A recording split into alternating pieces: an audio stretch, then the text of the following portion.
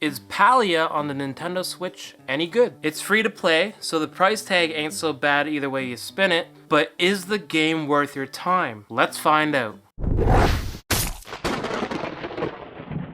First, let me preface this review with this. My current quest on this channel is to review and share information on all the farming games on the Nintendo Switch. Now, when I first saw the trailers of this game, it looked like it was, in at least a small part, a massively multiplayer RPG with farming aspects to the game.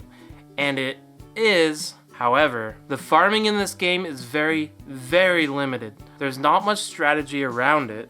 There aren't any seasons in the game. It's basically summer all year round. So you can grow any crop at any time, but they don't sell for very much money at all. You can get money quicker by just harvesting the world around you, but if you want a free multiplayer farming game on the Switch, as far as I know, this is the closest we have so far. If you know any others, please let me know in the comments down below. So I gave up on the farming in this game and decided to figure out what else this game has going for it. The story, in my opinion, it's kinda lame. The world is inhabited by these purple elf-like people, and when you start the game, you materialize in front of one elf named Gina. She asks you, a human, where you came from. Your character won't remember, and she says none of the other humans around remember where they came from either. So you join her as she tries to discover where all the humans came from. Not the most exciting premise ever, so the story didn't hook me into the game. So I decided to see what the side quests were like.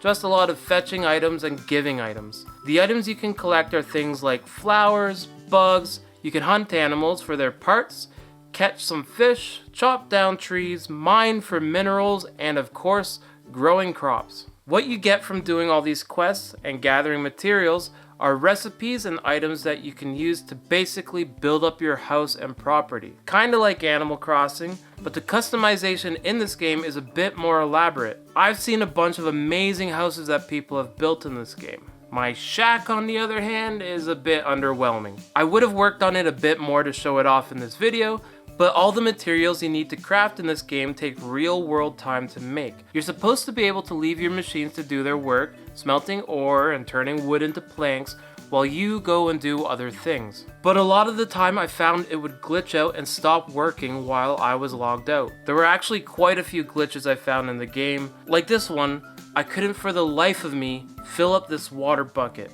I kept mashing the correct button, but it just wouldn't fill. This game has a lot of positive reviews, but I just found the game lacking. I'm not sure if it's just because I'm on the Nintendo Switch, and a lot of people prefer to play on PC. I bet it looks a lot nicer on PC. The textures on the Switch either take forever to load or they don't load at all. Also, everything outside of the house customization just seems a bit lackluster. It all has sort of an incomplete feel to it. The controls are all a bit clunky too.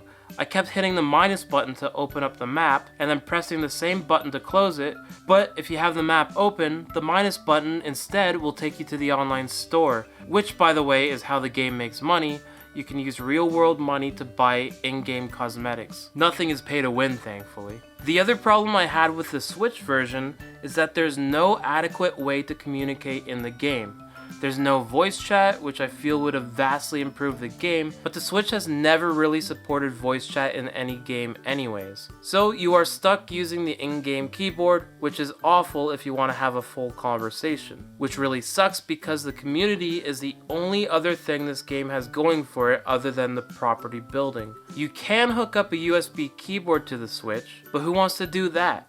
The beauty of a Switch is being able to kick back on your couch and become a couch potato. And if you have a keyboard lying around, you will probably have a computer, so you might as well just play on that. The game does seem to have some cool multiplayer aspects, not just visiting each other's houses, but you can also help each other craft and cook. There are even some nodes in the game that require multiple people to chip away at it in order to harvest. And some animals take multiple shots with the bow, so if you aim your shots together, hunting becomes easier as well. I also thought the gliders in the game would be a cool feature, but they don't really help you out at all. Other than a few places in the game that are otherwise unreachable, the glider is basically useless. You don't move any faster when gliding, and if you find yourself at the edge of a cliff, you can just jump off without the glider anyway since there's no fall damage. So I can really only recommend this game if you and some of your friends enjoy house building games and are looking for something free to play together after rage quitting from Fortnite. Hopefully if the next gen Switch comes out, this game will run and look a lot nicer, as any progress you make from now should transfer over. If there's something I'm missing in this game, some amazing aspect to the game that I've overlooked,